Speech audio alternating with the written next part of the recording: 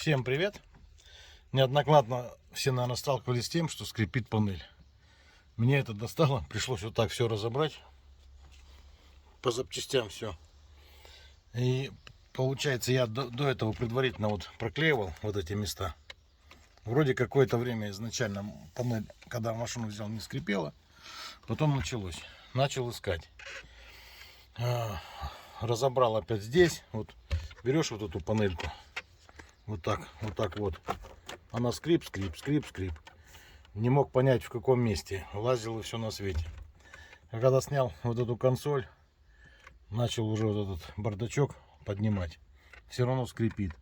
А потом вот ту планку, которая под лобовым идет, где у нас дефлекторы на лобовое стекло, ее отщелкнул, чтобы вот тут у нас тут должно быть, ну, по идее 3 саморезика, у меня 2, одно ухо уже изначально сломано было. Чтобы открутить, отщелкнул ее, раз, все перестало скрипеть. Вот сейчас я, получается, собираю все на место.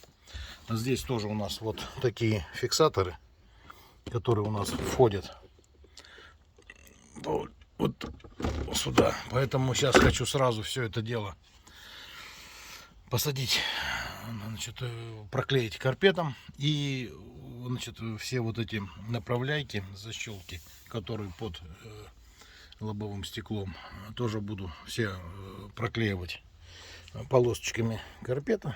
Прям просто вот, грубо говоря, беру, нарезаю полосочками вот так вот, и на каждую, значит, на каждый пистон буду проклеивать.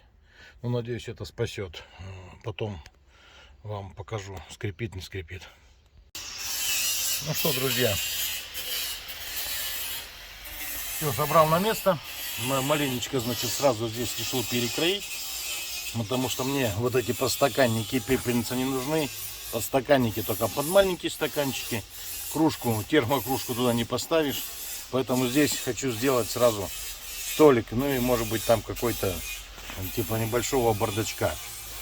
Вот. Ну и самое главное, что, в общем-то, я достиг, чего хотел. Вроде бы панель пока не скрипит. То есть все протянул, все с карпетом проклеил, все соединения. И здесь пока меня все устраивает, пока скрипа нет. Будем ездить и наблюдать дальше, что из этого получилось.